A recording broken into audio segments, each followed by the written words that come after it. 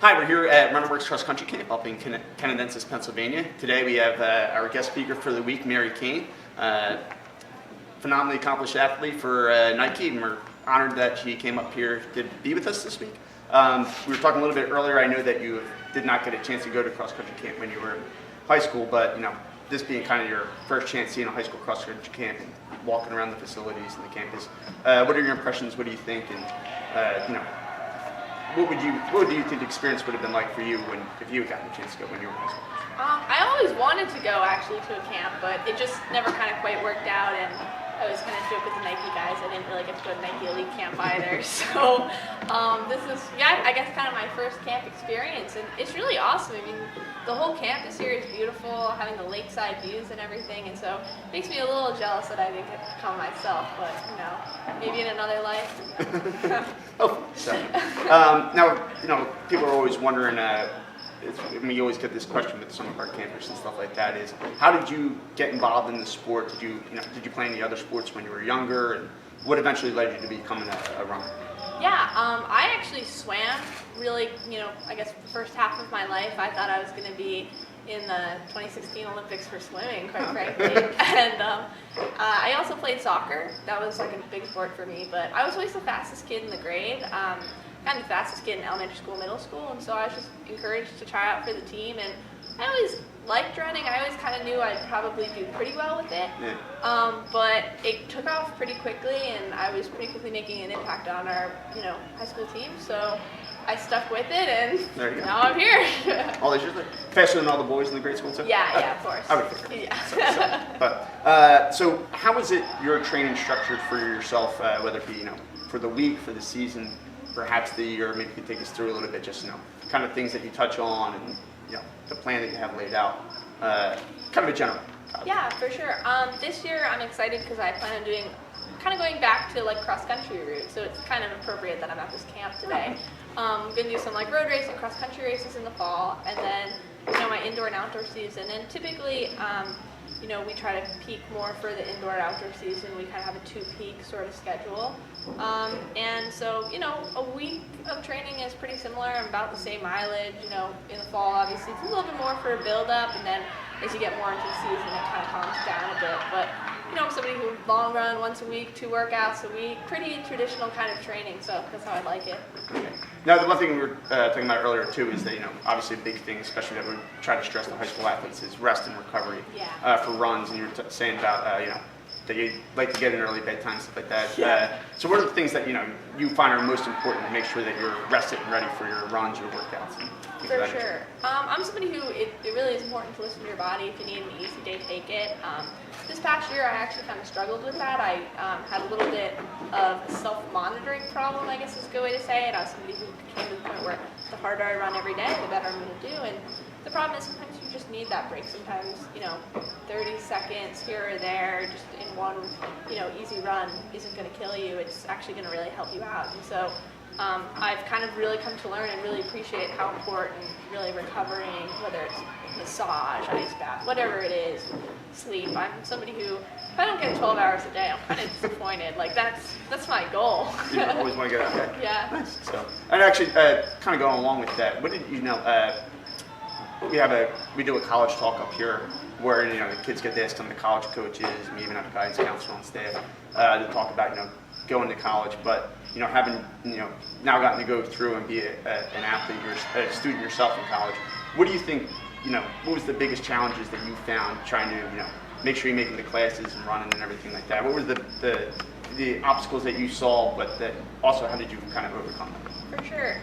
It can be pretty difficult your first year of college. I think we can all figure that. I think most people who have been through it know it. But it was also a really good experience for me in that I think I learned a lot about what I can and can't handle, particularly in the what I can't handle sort of category. And, as athletes, most of us are kind of the type A, like we have to have everything be perfect. And I think I took on personally a bit more, I bit off a bit more than I could chew. And I think that's something that a lot of kids kind of go through. And I think it's important to be okay to take that year and really learn about yourself. And it's okay if it's not exactly what you want.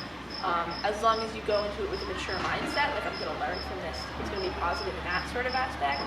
And I think it's just being able to, it was kind of the first year where you really kind of had to admit to yourself, like, these are my faults, these are my strengths, and being able to really kind of work on them. And so it's funny how just 1 year can really kind of age you and mature you in a lot of ways. And in certain ways, I'm still the totally immature, bubbly person I once was, but now with one more year of experience. So, now, speaking of experiences, obviously getting to become a professional athlete at such a young age has got to be a little bit of a whirlwind. What did you find was kind of the most difficult experience that you had when you turned professional? I think it's just, in a way, handling the disappointments was kind of the hardest thing that I'm still kind of working my way through, in that, once you have a good early career, you don't want to say take things for granted, but it's like, oh, well, I'm just going to run fast, and that's just what's going to happen. And as long as I each day improve, I'm going to get faster. And I think it's being able to acknowledge that sometimes it doesn't really make sense why things happen, but being able to roll with those punches. And it's what my agent always tells me: the strongest person isn't the one who can throw the best punches; it's the person who can get up after they fall down. We were actually, some of the counselors were discussing this earlier, kind of wondering, for you, how the veteran athletes responded to this young girl coming in and taking us on and stuff like that. What has their response been to you, concerning your emergence as an elite? Yeah, I would say in the sport as a whole, been extremely positive.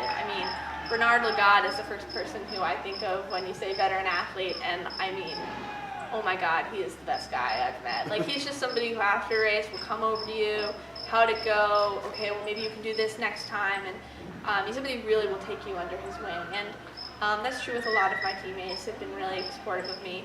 That being said, there are some people who don't necessarily like us young kids in the scene, and I'm not the only one out there though now. There's a few of us, and I think we're kind of changing the game, and so some people love it, others not so much, but that's kind of like everything in life. So. Now, we're talking, to get to that level, people have to make a lot of sacrifices. Yeah. What do you feel like has been, kind of the biggest sacrifices that you've made to kind of get to where you're at this point? I think one thing I always try to say is that I don't like to look at anything as sacrifices, in that I've had to give things up for sure, but at the same time I'm giving them up because there's something better that I want, something more that I want. And so I guess, kind of some of those sort of things would be like, probably some people would be like, you sleep 12 hours a day, is that really like something you want to do? And the answer is like, yeah.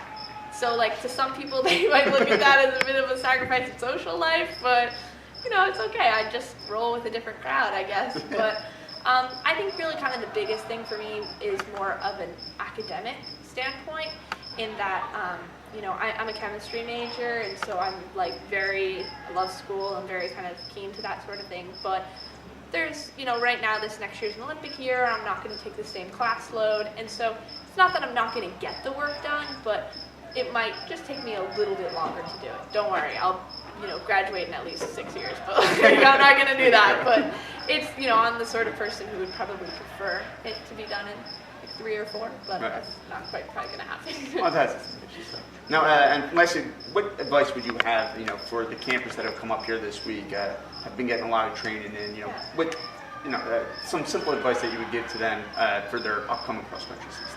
Yeah, for sure. I would first off just say get excited about it. I know sometimes, like, coming off of an exciting, like, camp and stuff like that, there's almost like a little bit of a low period, but just keep the ball rolling, keep the camaraderie on your team really high, get excited, and find like a really big goal. Create a goal with your team and just, really, run with it, quite literally, no pun intended, I guess. And I think one of the biggest things is, like, don't put a box on what you guys can do together. And it's nice being able to talk in the plural, and that cross-country is a team sport. And so, I'm somebody who I didn't really get to have that many cross-country seasons, but it's really nice to be able to kind of share that sort of thing with a lot of other people. So enjoy it. Excellent. So, well, thank you so much for coming up, and the best of luck with the future and everything that you have coming up, and going into the Olympic year. And we wish you the best, and feel free to come back and visit us at RunningWorks anytime. For sure. Thank you.